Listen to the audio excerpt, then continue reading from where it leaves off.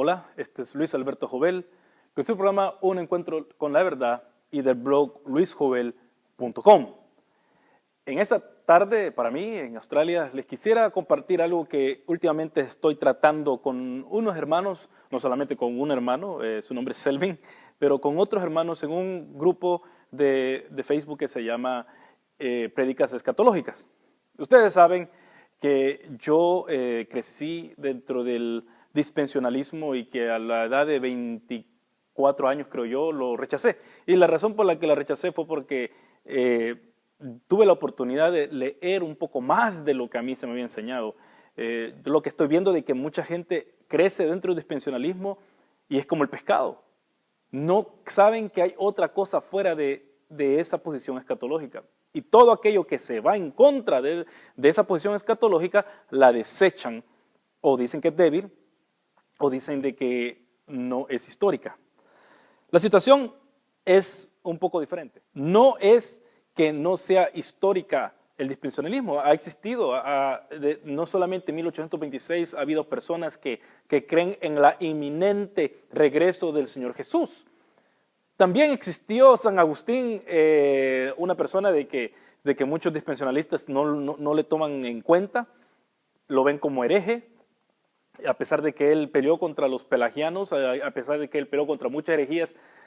Muchos apologistas o llamados apologistas o defensores de la fe el día de hoy lo condenan a él, dado y que nosotros tenemos nuestra apología de parte de los apóstoles y también de San Agustín. Es bien interesante ver de que cuando Roma cayó ante los bárbaros del norte de Europa, ellos creían que era el fin del mundo. Cuando llegó el año 1000 de la era cristiana, creían que iba a ser el fin del mundo. Cuando pasó el esquisma en el siglo XI, de nuestra era, entre la Iglesia Católica Romana y la Iglesia Ortodoxa del Oriente en Constantinopla, que ahora es Estambul, que la gente creyó que iba a ser el fin del mundo. Cuando vino la plaga bubónica, la muerte negra, la plaga, como lo conocemos más que todo en español, en los 1400, 1500, creían de que venía el fin del mundo. Cuando vino la Reforma y Lutero y Calvino y todos ellos hicieron una gran pleito y la iglesia se quebró, la iglesia occidental se quebró, creyeron que era el fin del mundo. Luego cuando los musulmanes venían y llegaron a las puertas de Austria en el siglo XVII, y los católicos y evangélicos, cristianos, protestantes se unieron para pararlos, creían que iba a ser el fin del mundo. Cuando Napoleón tomó tanto poder en Europa, que conquistó todo ese gran área europea que conquistó, y hizo que el Papa lo coronara como rey de reyes, señor de señores, creían que iba a ser el fin del mundo. Cuando fue la Primera Guerra Mundial, si ustedes recuerdan, era la guerra que iba a terminar toda la guerra. Sí, aquí en Australia es un país que mandó mucha gente. Galípoli fue una etapa muy famosa en la Primera Guerra Mundial para este país y también sobre toda la guerra. Ellos creían que venía el fin del mundo. No de balde, los testigos de Jehová dijeron que en 1914 iba a ser el rapto, o en 1918, no me recuerdo en este momento bien. Pero acuérdense, los 144,000 iban a ser raptados, iba a ser el fin del mundo. Cuando pasó la guerra de Estados Unidos, la guerra no de independencia, sino la guerra para la esclavitud. Ahí es donde salieron los mileristas, de donde vienen los adventistas. Ellos creían, los estadounidenses en ese momento, creían que están viviendo el fin del mundo, porque estaban guerras. Durante la Segunda Guerra Mundial, todos creían que Hitler iba a ser el anticristo. Creían que iba a ser el fin del mundo porque todo el mundo completo prácticamente tuvo lugar en esa guerra. Creían que iba a ser el fin del mundo. Aquellos que están viviendo en la época en los años 62, 63, cuando Cuba tenía aquellos misiles rusos o soviéticos y que estaban apuntando a Estados Unidos, y Estados Unidos tenía también misiles en Turquía apuntando para la Unión Soviética, creían que estaban viviendo el fin del mundo. Y esa quizás fue el momento más cercano más cercano en la historia de la humanidad, de que estuvimos a punto de desaparecer del planeta. Ese es el momento más cercano. Era cosa de minutos que podían tirarse miles, cientos suficientes, pero miles de misiles Estados Unidos y la Unión Soviética, y aunque quizás a nosotros no nos hubiera caído ni un misil en el país que estábamos, o que yo no había nacido, pero sí iba a estar lleno de radiación todo este mundo y iba a desaparecer la raza humana y todo lo que hay aquí en la Tierra. Luego vino la guerra de los israelíes, porque no son israelitas, son israelíes, contra todas las naciones árabes alrededor, y ganaron y creyeron que iba a ser el fin del mundo. La última vez que dijeron que podía ser el fin del mundo, bueno, pero con respecto a guerra, fue en la guerra del Golfo. La guerra del Golfo iba a ser que Saddam Hussein, él estaba tratando de rehacer Babilonia, y por lo tanto Dios levantó a Estados Unidos para ir a destruirlo. Pero no pasó el fin del mundo.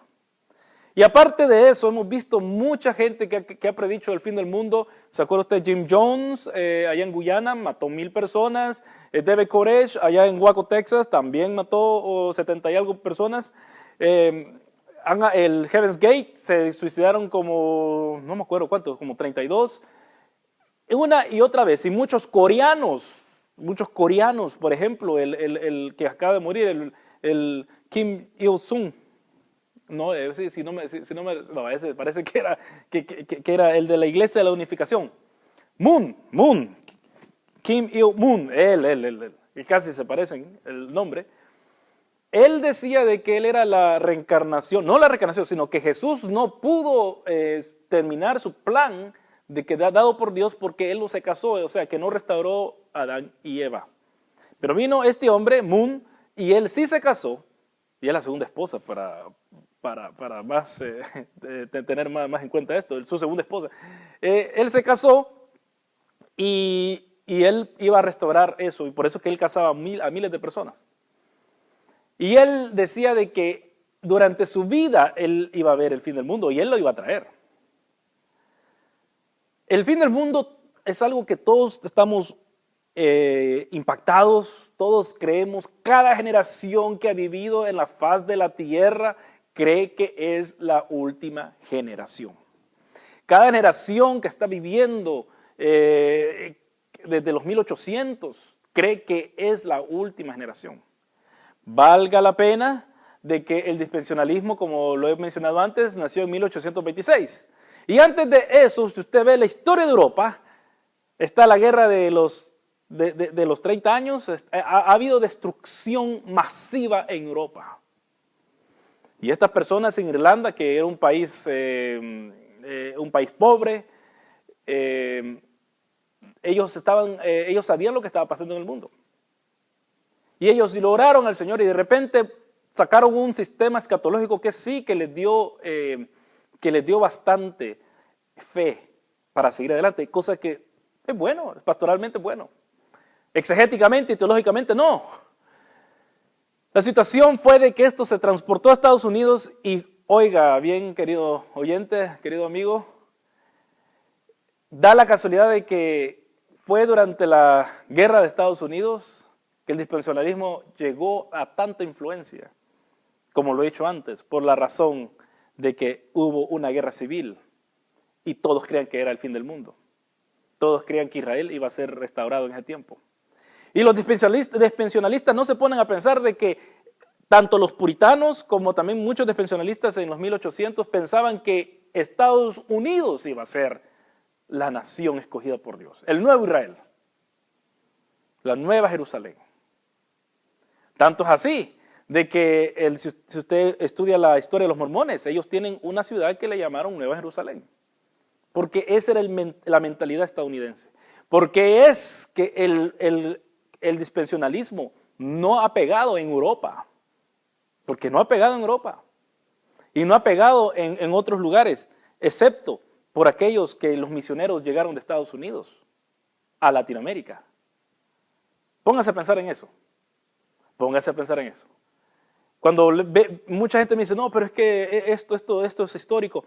y el día de ayer una persona me dio un link, Selvin, yo sé que vas a ver esto, me dio un link con respecto a cómo Antonio Bolaños, él trata de explicar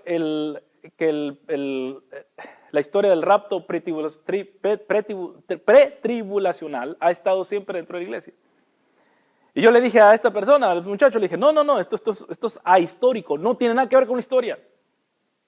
Apelan a Efraín y a un manuscrito, manuscrito de Efraín, pero el problema es que técnicamente se le llama pseudo Efraín, que no viene de los años 300 ni 400, viene el manuscrito donde esta persona de Tyndale Seminary lo sacó, este profesor de teología.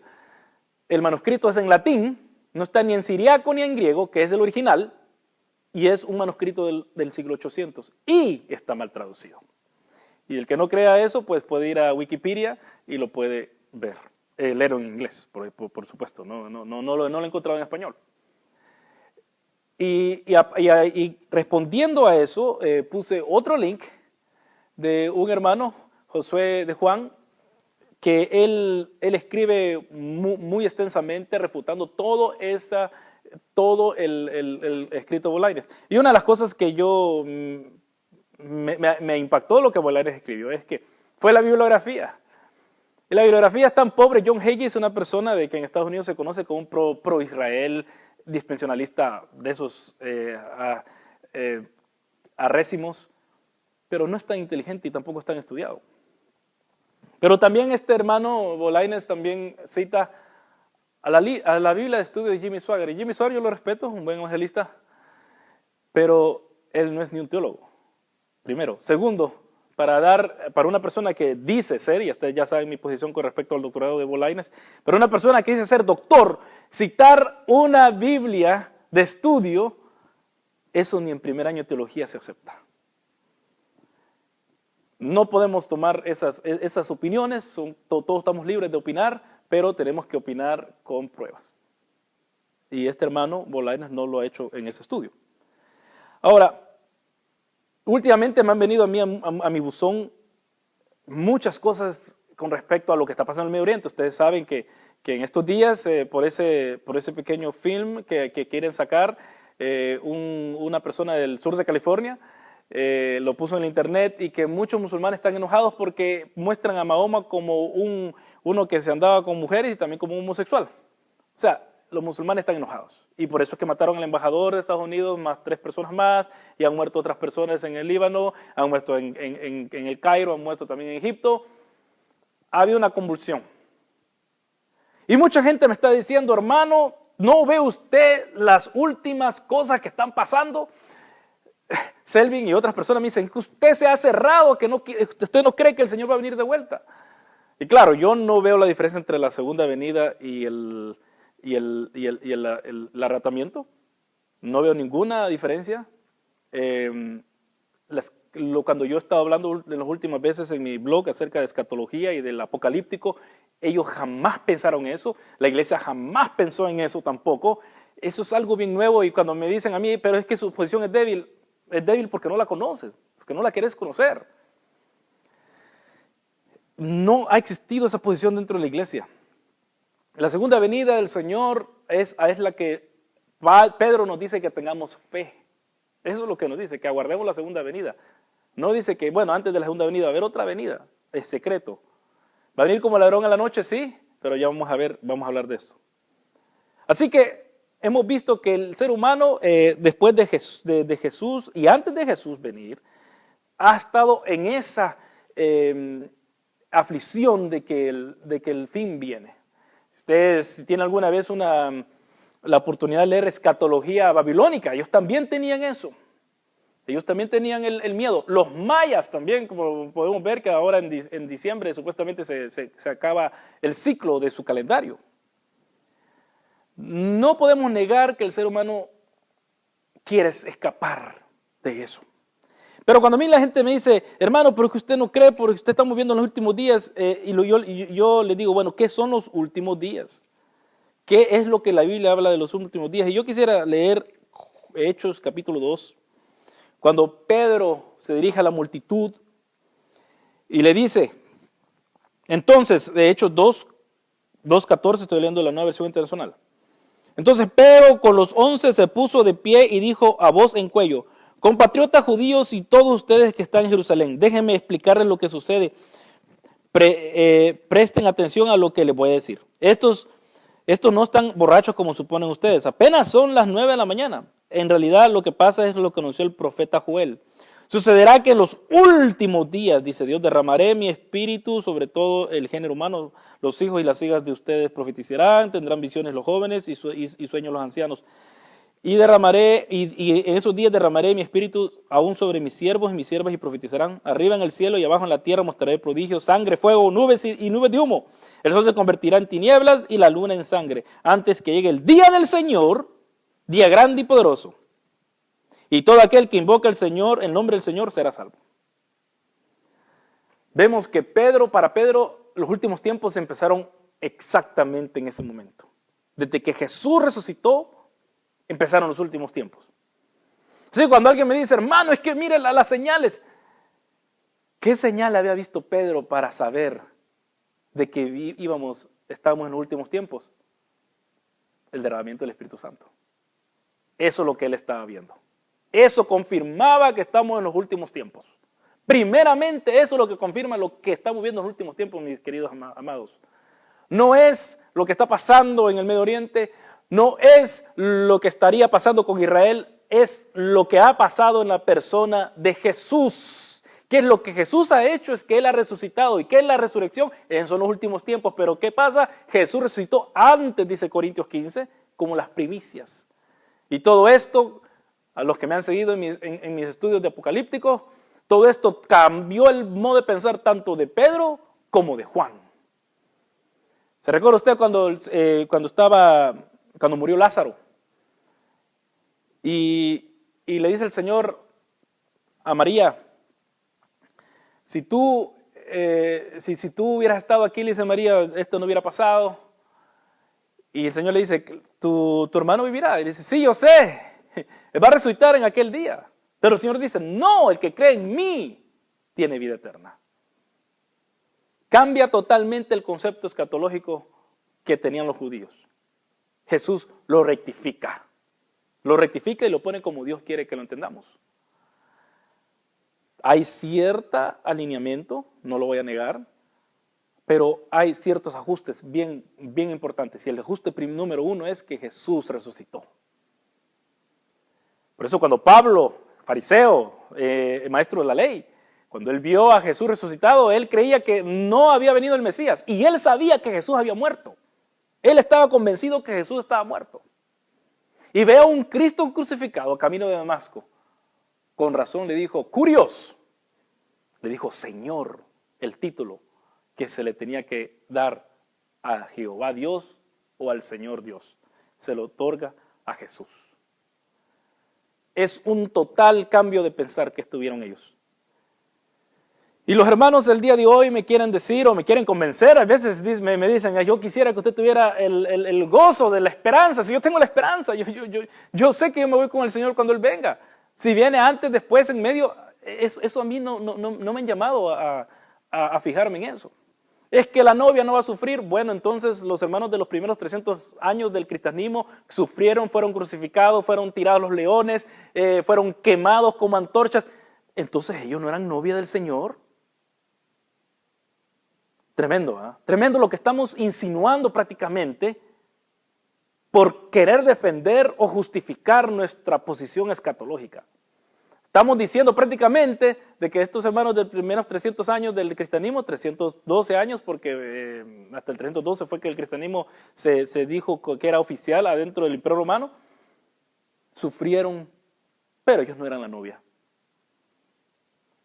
Mis hermanos, despreciamos la fe de otros solo por ensalzar la nuestra. Eso es orgullo. Ahora, ¿creo yo en el arrebatamiento? Sí, yo lo creo. ¿Creo yo que nos vamos a ir con el Señor? Sí. Pero no creo que va a ser antes de la tribulación. Eso es todo. Porque he visto lo que han sufrido mis hermanos. ¿Qué me hace a mí más importante que ellos? Es que usted es la última generación. ellos también creían que era la última generación, por eso se les escribió el Apocalipsis a ellos. Y en las cartas, las 7 cartas de la iglesia, a Filadelfia se le promete que iba a ser guardada de la hora. Filadelfia no está, esa iglesia no existe. Ahora, una de dos, ¿Jesús mintió o el entendimiento de cómo aprender la literatura apocalíptica es muy diferente al que el dispensacionalismo le da? Ahora, el punto es de que los dispensacionalistas dicen que miren lo que está pasando, que hasta un líder de Irán, el líder de Irán, aquí lo tengo, el líder supremo de Irán pide a iraníes que preparen para la guerra y el fin del mundo. Los medios locales informan que en Teherán ha estado circulando un folleto titulado Los últimos 6 meses, instando a los funcionarios a prepararse antes de la llegada del Mahdi y el último enfrentamiento con Occidente. Y el Mahdi es Jesús para ellos. Jesús fue un profeta para los musulmanes, así que el Mahdi es el que va a traer juicio y ese es Jesús para ellos. Y esto lo da Noticia Cristiana, que Noticia Cristiana es súper dispensacionalista. El líder supremo de Irán, el ayatollah Ali Khamenei, ha pedido a su pueblo a que se prepare para la guerra y el fin del mundo. En su reciente mensaje, Khamenei advirtió al pueblo iraní de la venida del Mahdi, del imán oculto, el último y esperado imán que aparecerá delante del día del juicio final para salvar al mundo e imponer orden mundial islámico. El ayatollah Khamenei insistió que la venida del Mahdi que es profetizada en el Corán, por lo que todos los iraníes tienen que prepararse para su venida, así que los soldados del 12º imán deben prepararse para ser guiados por Alá para ir a la guerra y asegurar el triunfo de la civilización islámica en el mundo. Es nuestro destino, concluyó el líder espiritual iraní. Esto ha puesto locos a todos los hermanos dispensacionalistas. ¿Por qué? Porque ellos dicen en Mateo 24, leemos esto, las palabras de Jesús. Ven todo esto, les aseguro que no quedará piedra sobre piedra, pues todo será derribado. Más tarde, cuando Jesús estaba sentado en el monte de los olivos, cuando llegaron los discípulos, le preguntaron en privado, ¿cuándo sucederá esto? ¿Y cuál será la señal de tu venida y del fin del mundo? Los judíos estaban ansiosos de saber cuándo iba a terminar el mundo. Pero no tanto por escapar, es que lo que pasa es esto, de que el dispensacionalismo ahora quiere escapar, en cambio los judíos querían venganza. Esa es la diferencia.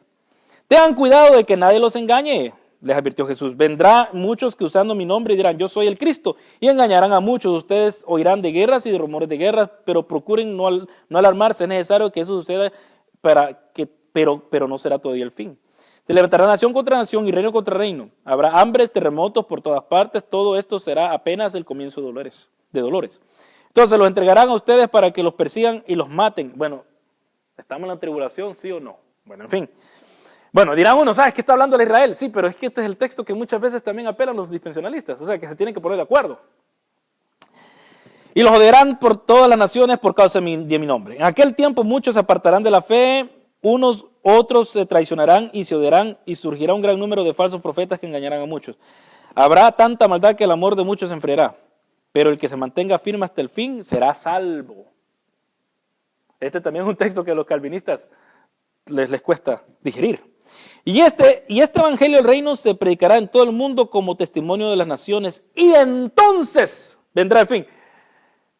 ¿A quién se le ha dado el predicar el evangelio? A la iglesia. ¿Y hasta cuándo va a estar la iglesia aquí, hermanos y hermanas? Hasta el fin, dijo Jesús en Mateo. Él dice esto también. Dice esto el Señor Jesús. Las palabras del Señor Jesús. Enseñándoles a obedecer todo lo que, estoy leyendo Mateo 28, 20. Enseñándoles a obedecer todo lo que les he mandado a ustedes, y les aseguro que yo estaré con ustedes siempre, hasta el fin. ¿Antes de la tribulación? No dijo eso Jesús. Dijo, hasta el fin del mundo. Ya vemos dos partes que Jesús está diciendo algo. Y yo puedo mostrar más. Mi posición es débil. No creo, porque es la posición de Jesús. Pero sigamos. Así que cuando vean en el lugar santo el horrible sacrilegio del que habló el profeta Daniel, el que lee, que lo entienda, los que estén en Judea, y aquí es donde está la cosa, la literatura apocalíptica tanto se puede usar para una cierta audiencia y se puede volver a reciclar con otra audiencia. Y es lo que Jesús, como buen judío del primer siglo, como buen conocedor de las Escrituras, Él está haciendo lo mismo. El que está en la azotea no vaya a llevarse nada en casa, y el que está en el campo no regresa a buscar su capa. Qué terribles serán aquellos días para los que estén embarazadas o amamantando. Oren para que su vida no suceda en invierno ni en sábado, porque habrá una gran tribulación como no la ha habido desde el principio del mundo hasta ahora, ni la habrá jamás. Si no se acortaran esos días, nadie sobreviviría, pero por causa de los elegidos son los salvos, pero dice que se va a cortar la tribulación porque por causa de los elegidos, no que los elegidos se fueron. Entonces, si alguien le dice a ustedes, miren, aquí está el Cristo, o allí está, no lo crean, porque surgirán falsos cristos y falsos profetas que harán grandes señales y milagros para engañar, de ser posibles, aún a los elegidos, otra vez. Bueno, no que los elegidos iban en el rapto. Fíjense que se lo he dicho a ustedes de antemano, pero eso, si les dicen, miren que está en el cierto, no salgan, o miren que está en su casa, no lo crean, porque así será el relámpago que sale del oriente, se ve hasta hacia el occidente. Así será la venida del Hijo del Hombre. Donde esté el cadáver, ahí se reunirán los buitres. Inmediatamente después de la tribulación de aquel día se oscurecerá el sol y no brillará la luna, las estrellas caerán del cielo y los cuerpos celestiales serán sacudidos. La señal del Hijo del Hombre aparecerá en el cielo, y se angustiarán todas las razas de la tierra. Verán al Hijo del Hombre venir sobre las nubes del cielo con poder y gran gloria. Y el sonido de la gran trompeta mandará a sus ángeles y reunirá de los cuatro vientos a los elegidos de un extremo al otro del cielo. Pero mire lo que dice el 29, inmediatamente después de la tribulación de aquellos días. Bueno, ¿Jesús tiene razón o tiene razón el pretribulacionismo? Jesús está claro. 1, 2, 3, 4 veces que Jesús está diciendo lo mismo. Jesús es mi guianza. La señal del Hijo del Hombre aparecerá en el cielo. Bueno, el 32. Aprendan de la higuera esta lección. Y no está hablando de Israel. Está hablando de una higuera. Tan pronto como se ponen tiernas sus ramas y brotan sus hojas, ustedes saben que el verano está cerca. Igualmente, cuando vean todas estas cosas, sepan que el tiempo está cerca a las puertas. Les aseguro que no pasará esta generación hasta que todas estas cosas sucedan. El cielo y la tierra pasarán, pero mis palabras jamás pasarán. Esta generación. ¿De qué está hablando Jesús? ¿De qué generación está hablando Jesús? Claro, está hablando de la generación que fue destruido en el tiempo de Tito, en el año 70 de la era cristiana. Pero como esto es literatura apocalíptica, no la podemos leer literalmente siempre, tenemos que ver el significado que quiere decir para cada generación. Tenemos que aplicarlo a nosotros. Ahora, el otro punto que quería hablar. Están muy afligidos por esta noticia que acabo de leer acerca de lo que dijo el Jamenei allá en Irán. También aquí hay un oficial árabe israelí que advierte sobre Armagedón, y aquí se lo quiero leer también por Noticia Cristiana. Dice, la película que ha calentado el Medio Oriente y que ha causado en los últimos izquierdistas, se llama oficial árabe israelí advierte sobre Armagedón. La película que ha calentado el Medio Oriente y que ha causado a los ultraizquierdistas culpen a Estados Unidos de este hecho, sigue causando protestas frente a las embajadas de Estados Unidos en Libia, Egipto y Yemen. Y es que durante los últimos años lo que ocurre en Medio Oriente es rápidamente señalado por varios izquierdistas, quienes inmediatamente levantan idea de conspiración para señalar con prejuicio al gobierno estadounidense, siendo el mayor aliado de Israel en este momento. Varios incidentes y muertes por película antiislámica, de acuerdo a algunas declaraciones por TI, más de 100 manifestantes desfilaron frente a la embajada norteamericana para protestar contra la película antiislámica que aparentemente se burla de Mahoma. Un oficial israelí advierte a la ONU: si no nos movilizamos para parar esta erosión, nos encontraremos con un Armagedón. Los hechos han causado que Estados Unidos ponga mar adentro a 2 buques de guerra rumbo a Libia para darle protección a la embajada, a la muerte del embajador y de 3 funcionarios, ha causado que Estados Unidos tome estos hechos como un acto de terrorismo contra la nación. Pero lo tremendo de esto es que ya tenía buques ahí. Una vez más el sensacionalismo de Noticia Cristiana. Miles de protestantes han irrumpido en la embajada de Yemen, Sanaa y en Cairo, Egipto, para quemar la bandera estadounidense, etcétera, etcétera, etcétera. Un Armagedón. Y todo el internet ahorita dispensionalista, más que todo, está, pero vamos al fin. Y muchos de los hermanos que que yo ahorita lo quiero decir, he estado en un poco de conversación con David Diamond y me parece una excelente persona. Quizás diferimos en la escatología, pero es una buena persona, hasta donde yo puedo ver. Lo quisiera tratar más. Pero hablan bastante acerca de esto, de la posible guerra, exacto, y esto es el fin, y este es el fin. ¿Y cómo saben qué es el fin? Les voy a decir dos cosas, lo que dijo Jesús. Pero en cuanto al día y la hora, nadie lo sabe. Ni siquiera los ángeles en el cielo, ni el Hijo, sino solo el Padre. ¿Cómo es que le van a dar credibilidad al ayatolá de Irán? ¿Cómo es que le van a dar credibilidad a esta persona de Israel? Y Jesús dijo que nadie sabe, y después vamos a ver lo que dice Pablo acerca de esto. Nadie sabe, ni él sabe. La venida del Hijo del Hombre será como en los tiempos de Noé. Oigan, porque en los días de Noé, el diluvio, comían, bebían y se casaban y se daban en casamiento hasta el día en que Noé entró en el arca. Y no supieron nada de lo que sucedería hasta que llegó el diluvio y se los llevó a todos. Así será la venida del Hijo del Hombre. Y sigue el Señor explicando con parábolas. O sea que nadie sabe. Este ayatolá dijo que el próximo meses se acaba el mundo. ¿Cómo sabe él? Él no puede saber. Este israelita dice, este árabe israelí dice de que, ¿cómo se llama? De que ya se va a terminar el mundo. ¿Cómo sabe él? Esa es la pregunta que hago yo. ¿Cómo saben que se va a acabar el mundo en 6 meses? Si el día ni la hora, nadie lo sabe. Solo Dios Padre. Y eso es lo que dice Jesús. Pero ahora veamos lo que dice Pablo con respecto a eso. Pablo dice lo siguiente, en capítulo 4 de 1 Tesalonicenses, versículo 13. Hermanos, no queremos que ignoren lo que va a pasar con los que ya han muerto. ¿Y cuál es el problema de que llegaron unos a perturbar a los tesalonicenses que no había resurrección?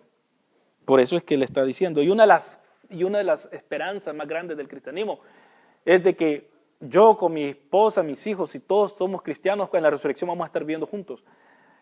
Recordemos, hermanos, que la resurrección no va a ser algo extraordinario que vamos a andar volando, flotando. En la resurrección Jesús comió.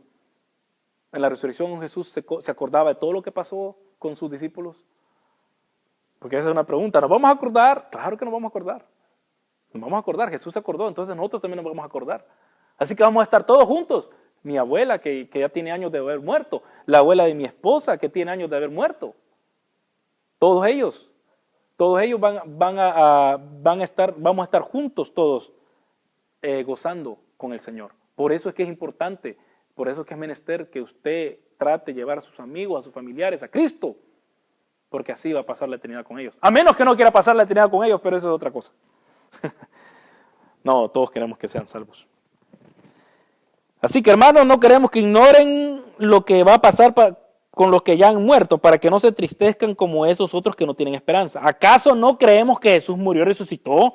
Así también Dios resucitará con Jesús a los que han muerto en unión con Él. Conforme a lo dicho por el Señor, afirmamos que nosotros, los que estemos vivos y hayamos quedado hasta la venida del Señor, no dice el rapto tribulacional, hasta la venida del Señor, de ninguna manera nos adelantaremos a los que hayan muerto. El Señor mismo descenderá del cielo con voz de mando, con voz de arcángel y con trompeta de Dios.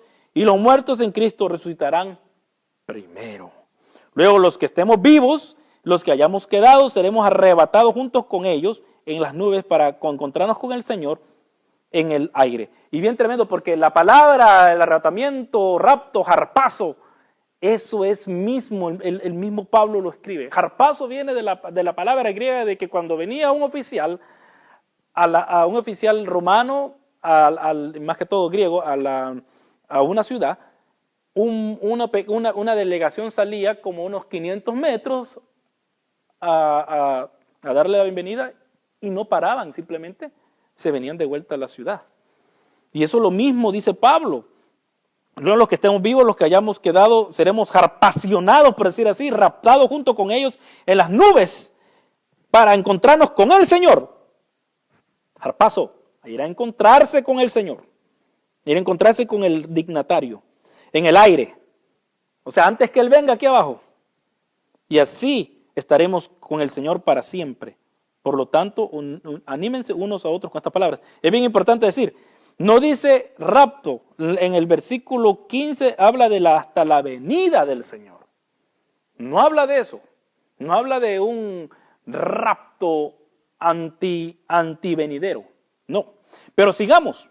En el 5, capítulo 5. Ahora bien, hermanos, ustedes no necesitan que se les escriba acerca del tiempo y fechas, porque ya saben que el día del Señor llegará como ladrón en la noche. Cuando estén diciendo paz y seguridad, vendrá de improviso sobre ellos la destrucción, como le llegan a la mujer encinta los dolores de parto.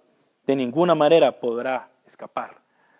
Esto es importante porque Pablo está siguiendo el mismo concepto de Jesús, que como en los días de Noé están viviendo tranquilos, que no había nada, lo mismo va a pasar cuando el Señor regrese, que va a estar todo eso y va a venir destrucción.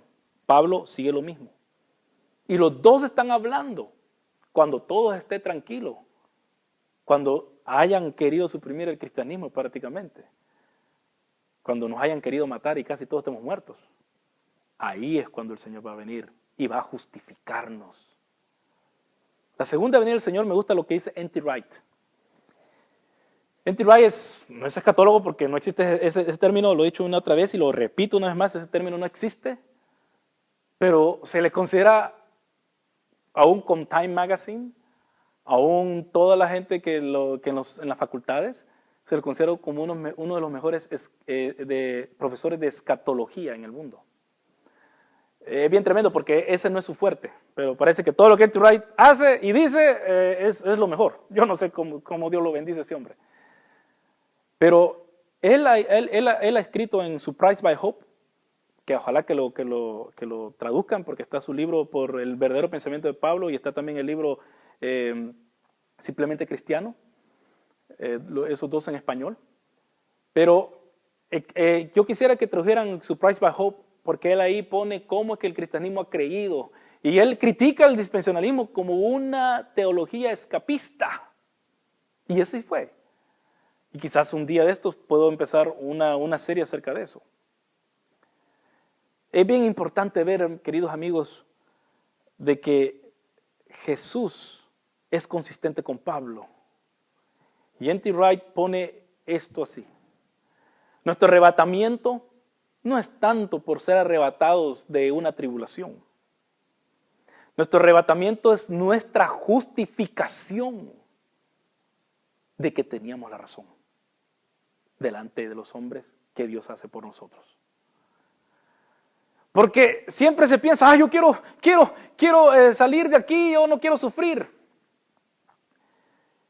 N.T. Wright lo pone así. ¿Qué si sufrimos y morimos? Y de repente cuando venga todo el fin y venga la resurrección de los muertos, que Daniel dice que solamente hay una, y Jesús es consistente que solamente hay una, y también el Apocalipsis es consistente. Aunque tengamos capítulo 20 de Apocalipsis, que es otra vez literatura apocalíptica. Es bien consistente de que solo hay una resurrección. Y cuando resucitemos todos, somos justificados a los ojos de nuestros enemigos. ¿Qué es lo que usted quiere? ¿Quiere ser arrebatado? Bueno, yo también voy a ser arrebatado. ¿Qué es antes o después? A mí no me interesa. A mí no me aflige. A mí lo que me aflige es irme con el Señor.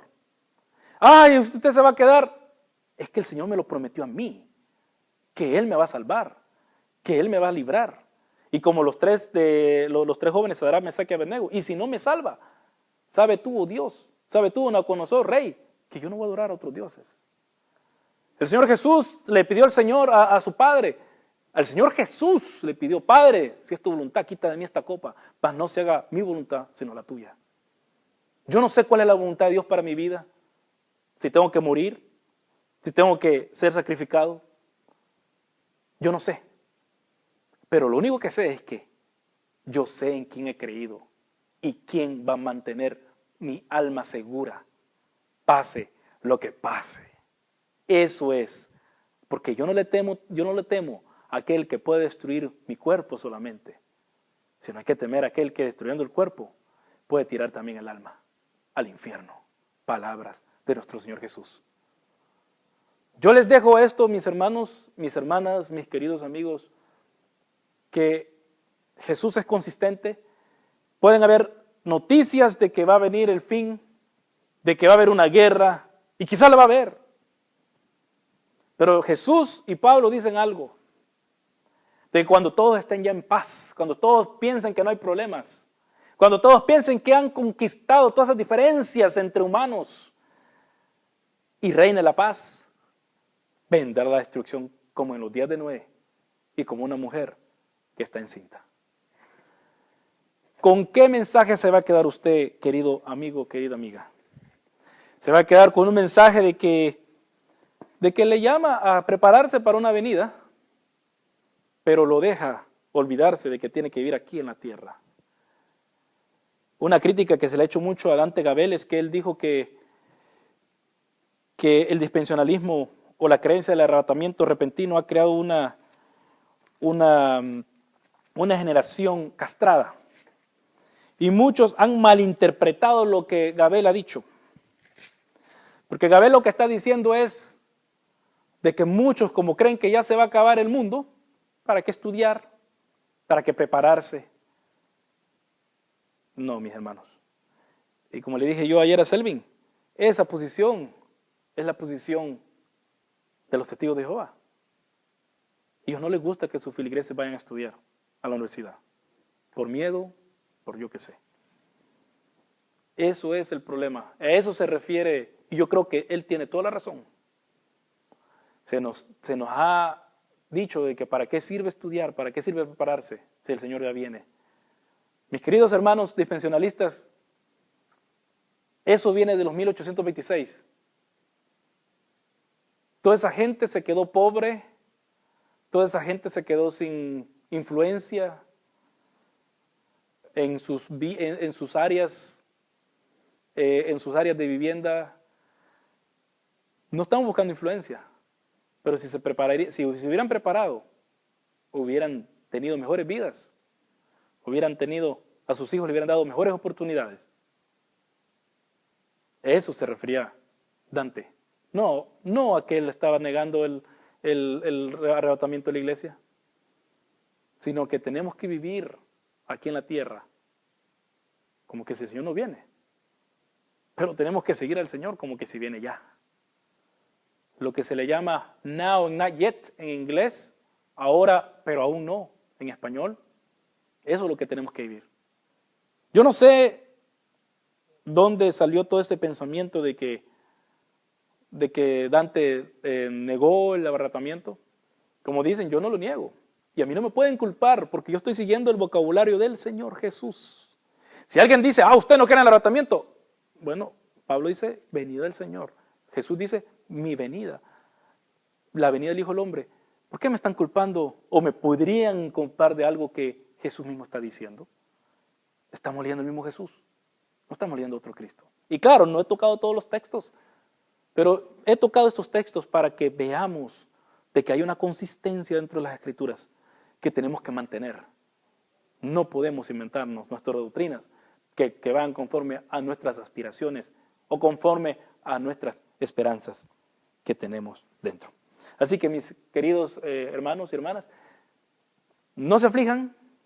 Aunque un ejército acampe contra mí, no temerá mi corazón. Aunque contra mí se levanten guerras, yo estaré confiado en mi Señor. Porque nada nos podrá separar del amor de Dios que es en Cristo Jesús. Y se los quisiera leer para terminar.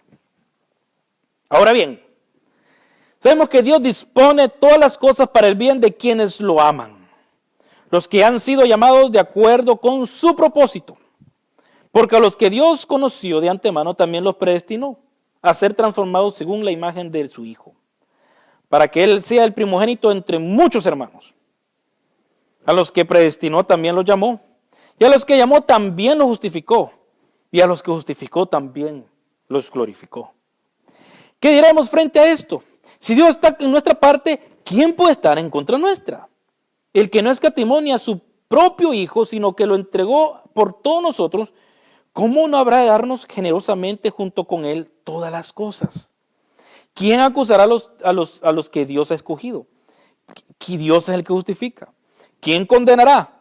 Cristo Jesús es el que murió e incluso resucitó y está a la derecha de Dios e intercede por nosotros. ¿Quién nos apartará del amor de Cristo? ¿La tribulación? ¿O la angustia? ¿La persecución? ¿El hambre? ¿La indigencia? ¿El peligro? ¿La violencia? Así está escrito. Por tu causa siempre nos llevan a la muerte. Nos tratan como ovejas para el matadero. Está hablando de los creyentes. Está hablando de la iglesia. Sin embargo, en todo esto, ¿qué? En todo el sufrimiento, en toda la persecución, en todas las tribulaciones, en todo el hambre, en toda la indigencia, en todo el peligro, en toda la violencia. Sin embargo, en todo esto somos más que vencedores por medio de aquel que nos amó.